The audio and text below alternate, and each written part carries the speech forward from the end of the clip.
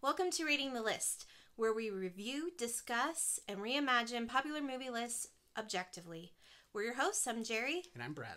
Thanks for tuning in. So what is Rating the List? So Rating the List is basically we're going to take a pre-established movie list.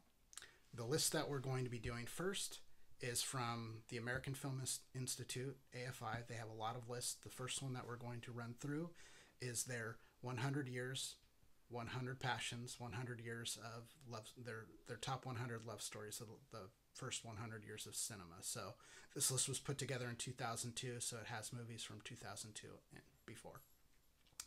And one of the questions that often comes up, especially with AFI's list, is how did they come to their list? You know, who voted on the lists?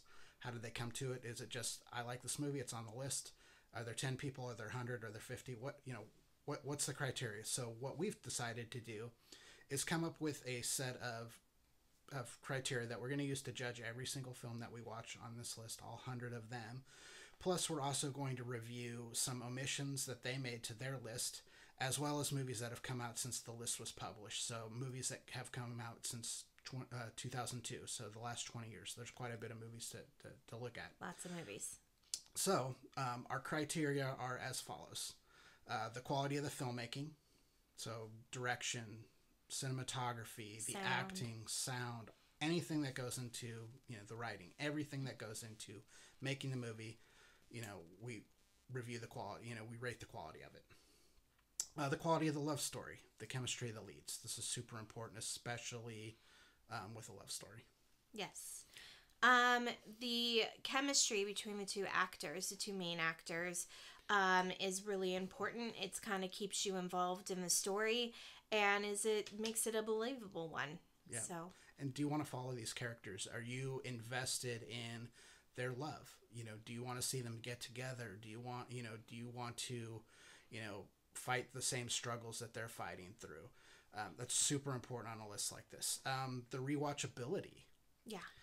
Do you want, like a lot of these movies are, it's great to, invest the time to watch a classic movie, but sometimes it may not be a movie that you want to revisit over again. So is this something that, we want to watch over and over again? Do you want to revisit it, at different points in your life to get a new perspective on it? Those kinds of things. So, that's one of the criteria. Is it suitable for a modern audience? So there are a lot of movies that simply, as on this list particularly, a lot of movies on this list that just simply, they aren't going to hold up to the scrutiny of a modern audience. So that's one of the things we're going to be looking at. There, a lot of movies are listed as classics simply because they're old. Mm-hmm. And they were made by someone who was popular at the time, but a lot of movies don't really kind of deserve that classification, in my opinion. So we're not going to have any sacred cows on this list. There might be movies that people consider to be some of the greatest movies of all time that are ultimately not going to make on our list. Diversity and representation. So this is one area where most of the movies on this AFI list are going to get, a pretty low score. For the most part, this list has 100 movies that are, white leads, heterosexual. There's not a ton of diversity in the cast. What's happened in the last 20 years, subsequently, there have been a lot of movies, love stories, that feature people of color, queer love stories, modern relationships, not just, heteronormative stuff. So, there's a lot of stuff to choose from, and that stuff needs to be considered for a list like this, in my opinion. Does it pass the test of time? So the AFI list was put together 20 years ago. I think the newest movie on the list, if I recall, is like 1995, 1996. So we're talking 25 years. That's plenty of time to look back retrospectively on a movie and figure out, does this pass the test of time? Some of the newer movies that we'll be reviewing that might, be included on our list, it's going to be a little harder to do. Some of them have, a couple of them that we're going to watch, I think came out like 2020, 2021. So can you say they've passed the test of time? I think you got to, if it's something that you watched and you really thought about and you're still thinking about and you kind of, consider it when you're thinking of other movies, I think you can say that it does pass the test of time because it's going to be something you're going to be thinking about for a long time. I mean, yeah. I mean, there's definitely movies that are on the list that I've watched a few times and they still hold up. Does the story hold up? Does it have a kind of catch-all theme to it? Or is it very specific to the era it was made in? Even then, you can watch a movie historically and get it, Another criteria is believability. Is it a believable movie? Are you into what they're saying? Does it seem realistic? Or is it just something that you doubt throughout the whole movie and it takes you out of the movie? Yeah, so this movie is a mix of both dramas and rom-coms, and anyone who's ever seen a rom-com knows that there's always some kind of zany, usually, situation that happens that kind of gets the story rolling. And in a lot of cases, those aren't particularly believable, but you don't really care. But you still need to, judge it on that merit because we're judging all these films on that merit. Then we've got two criteria. One, the accuracy of the male representation and the accuracy of the female representation. So, one, is the behavior of the character believable? So, you're going to spend a couple hours with this character and get to know them. Are they always,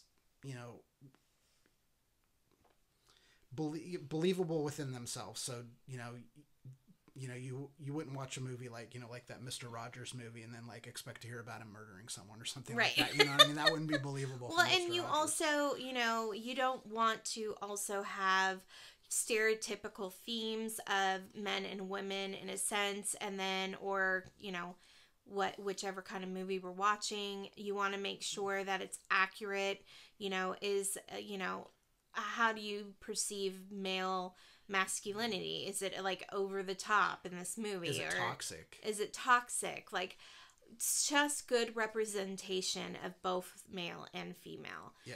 Something that you like about the characters is who they are as people. Now, what you'll often see is a decent number of these movies were written by women.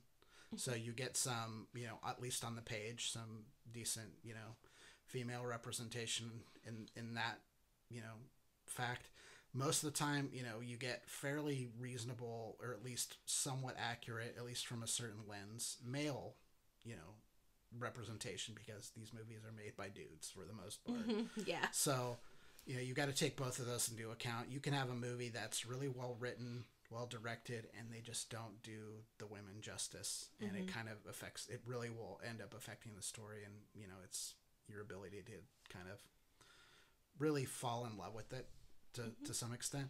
And then, at the end of it, is this movie, would you recommend watching it? Do we recommend watching this movie? We're pretty big film fans. We see a lot of movies. I mean, we're just on this list alone, we're probably going to watch about 250 movies. Is it that many? It's going to be pretty close to it, yeah. So, we've got the 100 that are on the list. Plus, we just keep compiling stuff that's come out since 2002, which is about 125 at this point. Plus, we've kind of gone, we'll come up with something, we'll think about it, and we'll be like, oh, what about that one?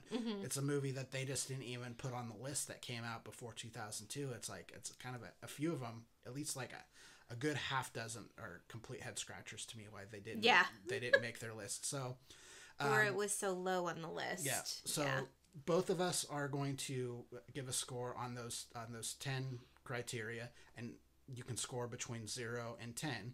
So the highest a movie can score is 100. So she'll give a score, I'll give a score, and we'll have an average score, and that is the list's score.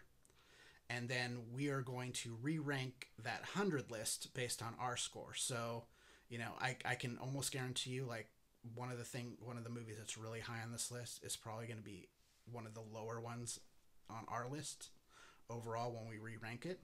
Yeah. So then we'll have, we'll have re-ranked their list. In addition, we're going to rank all of the movies that we're watching subsequently. We're going to see as many of them as we can. So, hopefully it'll be, a pretty representative, number that from 2002 and beyond, and movies that just miss their list altogether. So we're kind of anticipating like movies like 75 to 100 on our list are probably ultimately going to get dropped off in place of movies that we're looking at, newer movies plus those movies that didn't make the list. Say movie 75 on our reimagined list scores a 65 or something like that, and we've got 25 movies on our alternate list that scored 66 and above. They're going to make the list. Yeah. So we there's going to be some reshuffling, and ultimately what we'll have is our rating the list, which will be rating the lists,